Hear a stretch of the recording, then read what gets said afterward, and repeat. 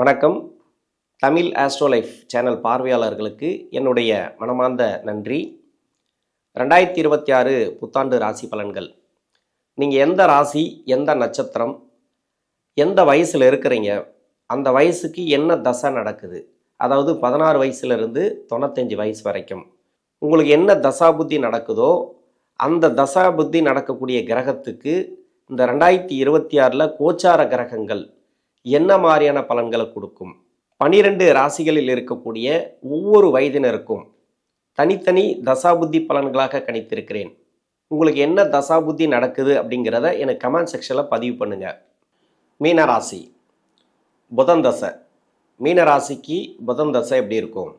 இந்த 2026 நிறைய எதிர்பார்ப்புகள் இருக்கும் மீனராசிக்காரங்களுக்கு. இப்போ ஜென்ம சனி, அதாவது சனி பகவானுடைய ஆதிக்கம், 7.5 சனி காலத்தில் இருக்கிறீங்க. நிறைய கஷ்டப்படக்கூடிய நபர்களும் இருக்கிறீங்க. ஒரு சில பேருக்கு நல்ல பலன்களும் இந்த சனி பகவான் கொடுத்துட்டு வரார். அதாவது 7.5 சனியில் செகண்ட் ரவுண்டு சனியெல்லாம் நல்லாயிருக்கும் அப்படின்னு எடுத்துக்கலாம். 30 வயசுக்கு மேலே இருக்கிறவங்களுக்கு, 30 வயசுக்குள்ளே இருக்கிறவங்களுக்கு நிறைய பிராபலத்தை கொடுக்கக்கூடிய சனியாக இருப்பார்.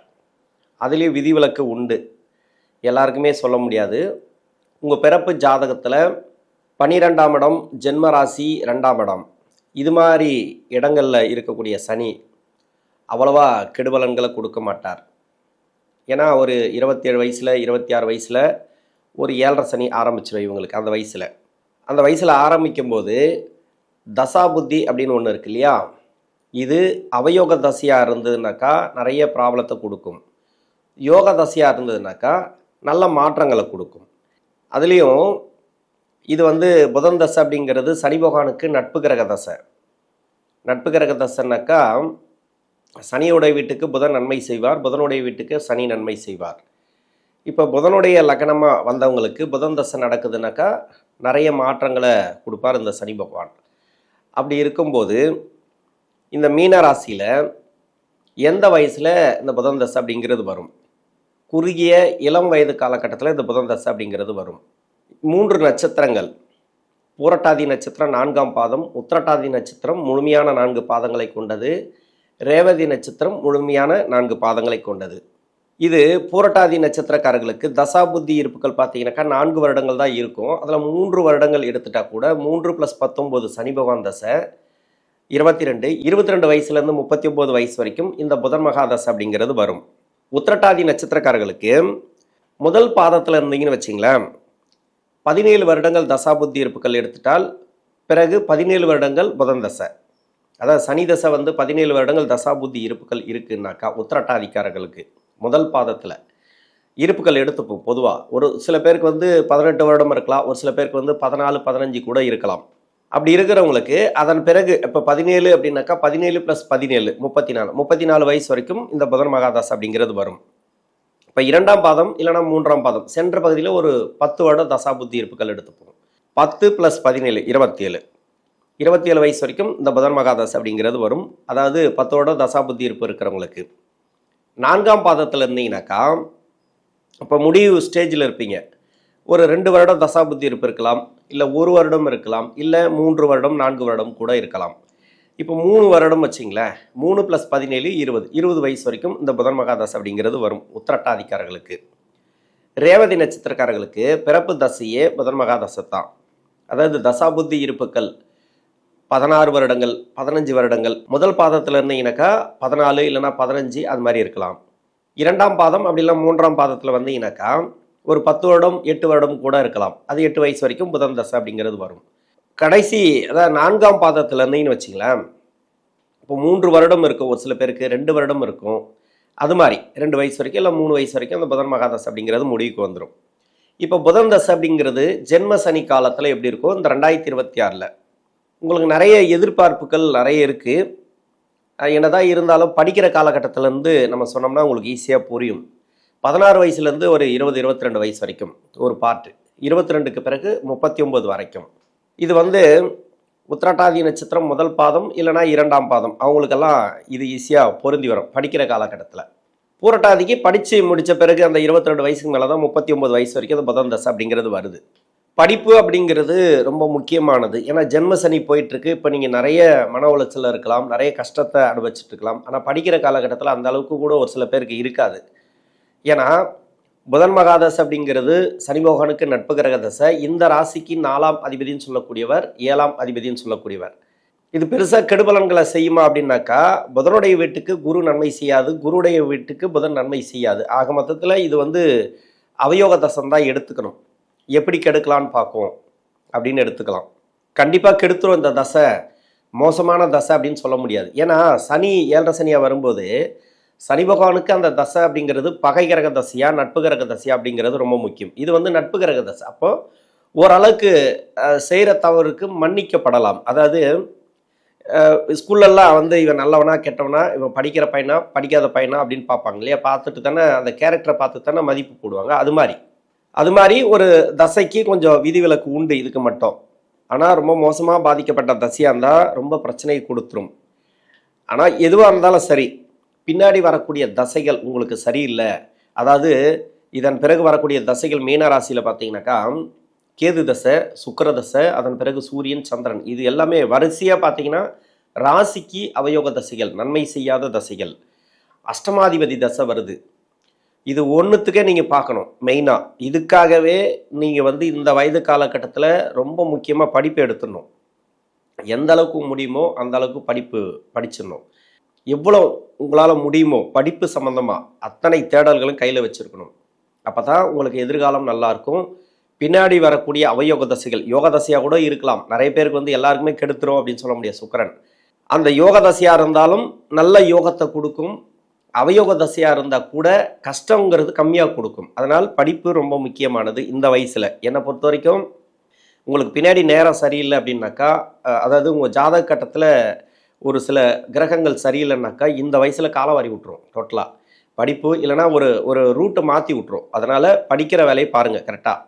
மற்றபடி பார்த்தீங்கன்னாக்கா படிக்கிறவங்களுக்கு நல்லாவே இருக்கும். ஏன்னா தசாபுத்தி அப்படிங்கிறது பெருசாக கெடுபலன்களை கொடுக்காது இந்த வயசு காலகட்டத்தில். 22 வயசுக்கு மேலே 39 வயசு வரைக்கும் இந்த புதன் மகாதசையில் இப்போ வெளிநாடு சம்மந்தப்பட்ட வேலைலாம் தேடி இருப்பீங்க. ஏன்னா ராசிக்கு ஜென்ம ராசியில் சனி பகவான், 4ஆம் இடத்துல குரு.